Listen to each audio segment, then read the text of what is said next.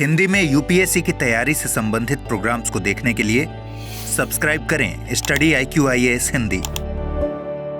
सरकारें अपनी जिम्मेदारियों को जब निभाना बंद कर देती हैं तो फिर एक ही रास्ता बचता है और उस रास्ते को कहते हैं विद्रोह। अभी पिछले कुछ दिनों में ढेर सारे विद्रोह हमने आपसे डिस्कस किए हैं। आज का जो मुद्दा है वो इंडोनेशिया है। इंडोनेशिया जो बहुत ही इम्पोर्टेंट है। आप जानते हैं कि एक आइलैंड है और एक सबसे बड़ा द्वीप समूह के नाम से जाना जाता है।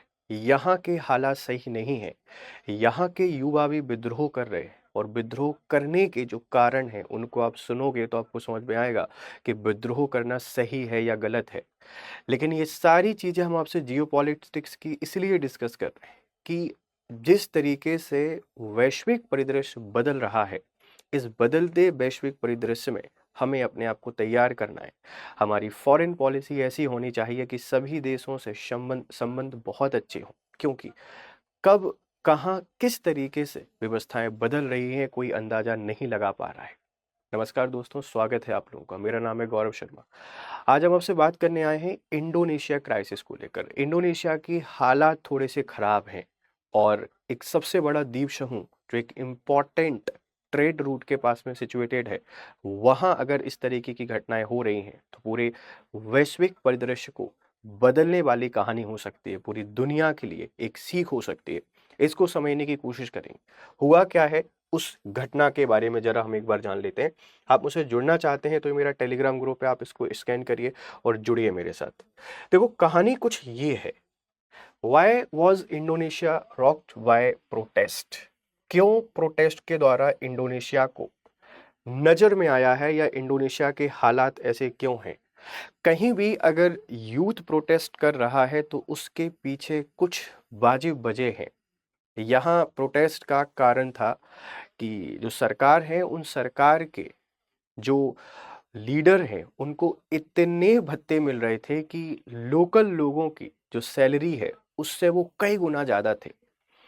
अभी इंडोनेशिया अपने बहुत ही खराब दौर में है क्योंकि इकोनॉमिक क्राइसिस यहाँ चल रहा है और इस इकोनॉमिक क्राइसिस के दौर में अगर सरकारी मंत्री और नेताओं की सैलरी के अलावा फैसिलिटी ढेर सारी ज़्यादा गुना होंगी तो जनता में गुस्सा आना वाजिब है। इंडस्ट्री नहीं चल पा रही है, इकोनॉमिक क्राइसिस है, रोजगार की समस्या है, लेकिन उसके बाद भी जो सत्ता में काबिज लोग हैं उनको ढेर सारा पैसा मिल रहा है। इसी का विरोध करने के लिए लोग प्रोटेस्ट कर रहे थे। मामला तब बिगड़ा जब एक प्रोटेस्टर की डेथ हो गई। जब उस प्रोटेस्ट को हटाने के लिए या उसको साइडलाइन करने के लिए सरकार ने कुछ स्टेप्स लिए, उन स्टेप्स में एक व्यक्ति की डेथ हुई और मुद्दा तब भगड़ा बिगड़ा जब राष्ट्रपति ने बोला कि जो विरोध करने वाले और अराजक तत्व हैं इनमें अंतर होता है। मतलब सभी विरोध करने वाले लोगों को अराजक तत्व बोल दिया गया और उसके बाद पूरे इंडोनेशिया की हालत खराब है।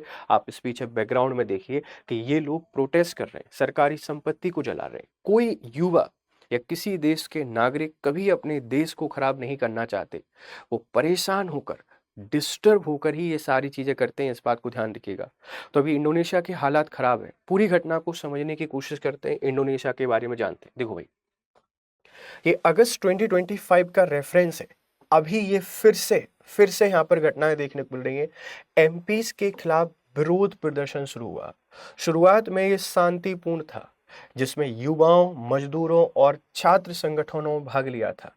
एक ऐसा शांतिपूर्ण प्रदर्शन, एक पीसफुल प्रोटेस्ट जिसमें यूथ था, जिसमें फार्मर्स थे और इसमें लेबर था। प्रदर्शन का मुद्दा भ्रष्टाचार, महंगाई और राजनीतिक वर्ग के कथित विशेष अधिकारों के खिलाफ असंतोष था। महंगाई है, करप्शन है। आप देखिए, कहीं भी हमारे पास में पूरी दुनिया में उठा के देख लीजिए, बहुत ही राजनीतिक अस्थिरता के दौर में है। कभी कभी मुझे ऐसा लगता है कि लोकतंत्र क्या फिर से खत्म होकर राजशाही बनेगा, क्योंकि लोकतंत्र बुना ही राजशाही की बुनियाद पे गया था कि उसको खत्म करके हमने डेमोक्रेसी को एस्टेब्लिश किया। लेकिन डेमोक्रेसी का मिसयूज इतना होने लगा है, इतना दुरुपयोग कर रहे हैं लोग सत्ता का, कि अब लगता है कि फिर से क्या हम राजशाही या डिक्टेटरशिप की तरफ आगे बढ़ रहे हैं। क्योंकि दुनिया का कोई भी देश उठा के देख लीजिए, कहीं करप्शन है, कहीं पर इन्फ्लेशन है, कहीं पॉलिटिकल इनस्टेबिलिटी है, कोई मिसयूज ऑफ पावर कर रहा है। यहाँ सारे मुद्दे चल रहे थे इंडोनेशिया में, इसी का विरोध कर रहे थे। जब ये विरोध करने आए तो सरकार ने मेजर स्टेप लिए और और दिक्कत ये हुई कि एक बच्चे की, एक प्रोटेस्टर की हत्या हुई। लेकिन राष्ट्रपति साहब देखिए, सरकार और राष्ट्रपति का रुख, गवर्नमेंट्स रिस्पॉन्स। राष्ट्रपति प्रोबोबो शोवियंतो ने हिंसा लूटपाट की आलोचना की। उन्होंने कहा कि असली प्रदर्शनकारी और अराजक तत्वों में, रॉयस्टर्स में फर्क किया जाना चाहिए। सरकार ने सेना और पुलिस को सख्त कार्रवाई करने का आदेश दिया है। जो लोग विरोध करते हैं उनको अराजक तत्व बोल दिया जाता है। तो लोकतंत्र की हत्या है, फ्रीडम ऑफ स्पीच का वॉयलेशन है, ह्यूमन राइट्स, मानव अधिकारों का उल्लंघन है। लेकिन यूएन शांत है, ह्यूमन राइट कमीशन शांत है। यही चीज़ें जब इंडिया में होती हैं तो ये सब बोलना शुरू कर देते हैं। आप इस पे अपनी राय हमको दे सकते हैं कि बिगड़ते हुए मानव अधिकार और वैश्विक परिदृश्य, एक बहुत शानदार इस पे उत्तर लिखा जा सकता है और उसमें आप इन सभी घटनाओं का रेफरेंस दे सकते हैं। तो सरकार ने इनको अराजक तत्व बोल के हिंसा को शांत करने की कोशिश पूरी की है, ध्यान रखिएगा। हम इंडोनेशिया की बात करते हैं। देखिए, ये है इंडोनेशिया। आप भारत के बिल्कुल बिल्कुल नीचे जाइए, ऑस्ट्रेलिया और इंडिया के बीच में हमको इंडोनेशिया देखने को मिलेगा। और आप देख सकते हैं कि ये पैसिफिक ओशन है। पैसिफिक ओशन और इंडियन ओशन का जंक्शन है। प्रशांत महासागर और इंडियन ओशन के बिल्कुल बीच में है, दोनों के से ये एसोसिएट है।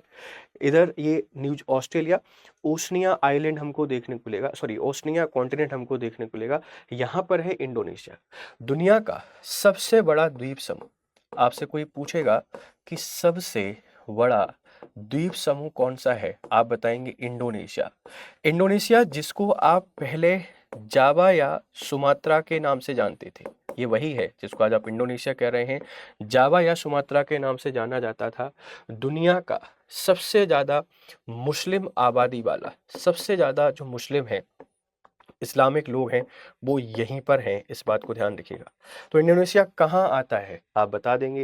ये सबसे बड़ा द्वीप समूह है, सबसे बड़ा द्वीप समूह, और बहुत ज़्यादा प्रोन है। आप देखते हैं कि जो वॉल्केनो होते हैं, इन वॉल्केनो के लिए बहुत सारे ज्वालामुखी हमको यहाँ पे देखने को मिल जाते हैं। और एक बहुत ही इम्पॉर्टेंट ट्रेड रूट का हिस्सा है। जब आप चाइना के लिए ट्रेड कर रहे होते हैं या ईस्टर्न एशिया के लिए ट्रेड कर रहे होते हैं, तो यहाँ से बहुत इंपॉर्टेंट ट्रेड रूट गुजरते हैं। तो जावा, सुमात्रा सब इसी के नाम है। आप लोग कह सकते हैं कि सबसे बड़ा द्वीप समूह है और कहाँ पर सिचुएटेड है। अब इसके बारे में और कहानी समझने की कोशिश करते हैं। देखिए भाई, ये है इंडोनेशिया। आप इंडोनेशिया को और बारीकी से देखेंगे तो आपको बहुत कुछ देखने को मिलेगा, है ना, बहुत कुछ देखने को मिल जाएगा कि कापुस माउंटेन यहीं पर है, मलेशिया से बॉर्डर शेयर कर रहा है। ये आपको फिलीपींस देखने को मिल जाएगा, फिलीपींस सी देखने को मिलेगा। इधर देखिए, इक्वेटर इससे इससे गुजरती है, न्यू गुयाना, ठीक। ये सारी चीजें आपको पता होना चाहिए कि इसके पास में क्या है क्या नहीं है। लेजर सुंडा आइलैंड है, ठीक है। फिर और यहाँ से देखना शुरू करिए कि ये मलेशिया इधर टच कर रहा है ना, ये स्ट्रेट ऑफ मलक्का, ये स्ट्रेट ऑफ मलक्का वैसे भी चर्चा में रहती है। यहाँ हमको थाईलैंड दिखाई दे रहा है, ये थाईलैंड है, मलेशिया है, ठीक है। आपको ब्रुनोई देखने को मिलेगा, फिलीपींस देखने को मिलेगा।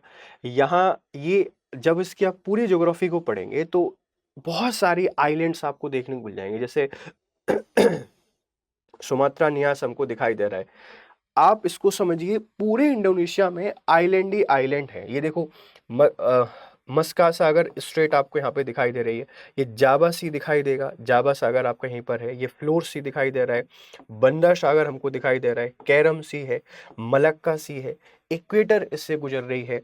ढेर सारी चीजें हमको दिखाई दे रही हैं। ये पपुआ न्यू गिनी है, गल्फ ऑफ कारपेंटिया, इसके बिल्कुल जैसे हम लोग ऑस्ट्रेलिया के पास में आएंगे तो ऑस्ट्रेलिया से एसोसिएट से ये लेजर सुंडा आइलैंड हमको दिखाई दे रहे हैं। ईस्ट तिमोर, देखिए ये ऑस्ट्रेलियन जो कॉन्टिनेंट है उसका ईस्ट तिमोर उससे कट करता है। तो इम्पॉर्टेंट लोकेशन पर है इंडोनेशिया। यहाँ अगर ये सारी घटनाएं हो रही हैं, ये सही नहीं है, ये बिल्कुल भी सही नहीं है देश के तौर पर। तो मुझे पूरी उम्मीद है कि यहाँ पर पूरी दुनिया का फोकस जाएगा और ऐसी घटनाओं को भी हम सही करने का प्रयास करेंगे। यूएन शायद अब इस पर ध्यान देगा।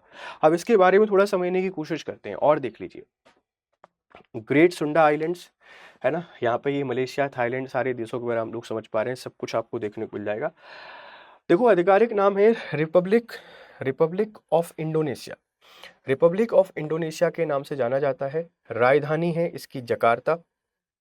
दक्षिण पूर्व एशिया और ओशनिया के बीच स्थित है, हिंद और प्रशांत महासागर के बीच में। तो इसका नाम है रिपब्लिक ऑफ इंडोनेशिया, कैपिटल है जकार्ता और कहाँ पे अवस्थित है? दुनिया का सबसे बड़ा द्वीपीय देश है, लगभग 17,000 द्वीप हैं। सबसे बड़ा मुस्लिम बहुल देश है, लगभग 87% आबादी यहाँ की मुस्लिम है। सबसे बड़ा द्वीपीय देश और सबसे बड़ा मुस्लिम आबादी वाला देश है, 87%। ठीक है। इतिहास, उपनिवेशिक काल में इंडोनेशिया लंबे समय तक नीदरलैंड डच का उपनिवेश रहा है। तो नीदरलैंड ने शासन किया है। 17 अगस्त 1945 को स्वतंत्रता की घोषणा की, लेकिन डच से पूरी स्वतंत्रता 1949 में मिली। तो 1945 में घोषणा कर दी, 1949 में पूरा आजाद हो गया। पहले राष्ट्रपति सुकर्णो पहले राष्ट्रपति थे और दूसरे राष्ट्रपति सुहार्तो बने। तो 1945 में आज़ादी मिली, 1949 में फुली इंडिपेंडेंस खुद को अनाउंस कर दिया और डच नीदरलैंड का इन पर शासन चल रहा था। दूसरे राष्ट्रपति रहे, पहले राष्ट्रपति सुकर्णो का नाम याद रखना। अर्थव्यवस्था, इंडोनेशियन रुपया यहाँ की करेंसी है। पाम ऑयल उत्पादन, दुनिया का सबसे बड़ा उत्पादक जो पाम ऑयल है इसका सबसे बड़ा प्रोड्यूसर है। और आप सबको पता है कि इंडिया में कितना ज़्यादा पाम ऑयल यूज़ किया जाता है, इंपोर्ट किया जाता है। अगर यहाँ हालात खराब होते हैं तो भारत के साथ समस्या क्या है? जो खाद्य तेल है, इस खाद्य तेल का संकट हमको देखने को मिलेगा। और इसीलिए एक बात मैं आपको हमेशा बोलता हूँ कि आप अगर बाहर खाना खा रहे हैं, रेहड़ी पे खाना खा रहे हैं, तो उनसे एक बार बात करिए भाई कौन सा ऑयल यूज़ करते हैं और देखिए कि क्या है उनके पास। पाम ऑयल हमको नहीं खाना है, बहुत अनहेल्दी है। हमारी क्लाइमेटिक कंडीशन ऐसी नहीं है कि हम लोग पाम ऑयल को डाइजेस्ट कर पाए, या हमारे पास ऐसे हालात भी नहीं है कि पाम ऑयल ही हमको खाना है। अवॉइड करना है बेहतर हेल्थ को बनाए रखने के लिए। कोयला और प्राकृतिक गैस का भी भंडार है। पर्यटन, बाली दुनिया का लोकप्रिय टूरिज्म हब है। कॉफी, रबर और समुद्री उत्पाद। आर्थिक संगठन है आसियान, G20, OIC और WTO। आसियान का मेंबर भी है, G20 का मेंबर है। तो यहाँ एक रीजनल इम्बैलेंस भी हमको देखने को मिलेगा अगर हालात खराब होंगे इंडोनेशिया के तो। ठीक है, आप समझना इनकी इकोनॉमी। अगर मैं समाज और संस्कृति की बात करूं तो लगभग 27 करोड़ की यहाँ की आबादी है। दुनिया का चौथा सबसे अधिक आबादी वाला देश, ये 4th कंट्री है सबसे अधिक आबादी वाला। भाषाएं हैं इंडोनेशिया, 700 से अधिक स्थानीय भाषाएं बोली जाती हैं। इस्लाम 87%, ईसाई, हिंदू मुख्यतः वाली द्वीप और बौद्ध। सांस्कृतिक पारंपरिक नृत्य है, ये तो कोई नहीं पूछेगा, बट ये देख लीजिएगा कि सबसे ज्यादा मुस्लिम आबादी पाई जाती है। भाषा कौन सी है, कितनी पॉपुलेशन है, और 4th सबसे बड़ा देश है, ध्यान रखना। ये मेरा टेलीग्राम ग्रुप है, यहाँ पर आपको PDF ऑफ इंफॉर्मेशन मिलेंगी। Join this group for more information. ये वीडियोस आपको कैसे लगते हैं आप हमको बताइएगा। पूरी दुनिया पर इसका क्या प्रभाव पड़ेगा, अर्थव्यवस्था पर, और भारत पे क्या प्रभाव पड़ सकता है बताने की कोशिश करिएगा। फिर करते हैं आपसे मुलाकात, तब तक खुश रहें, मस्त रहें। Have a nice time, good day to all. Study IQ IAS, आपका सिलेक्शन हमारा मिशन।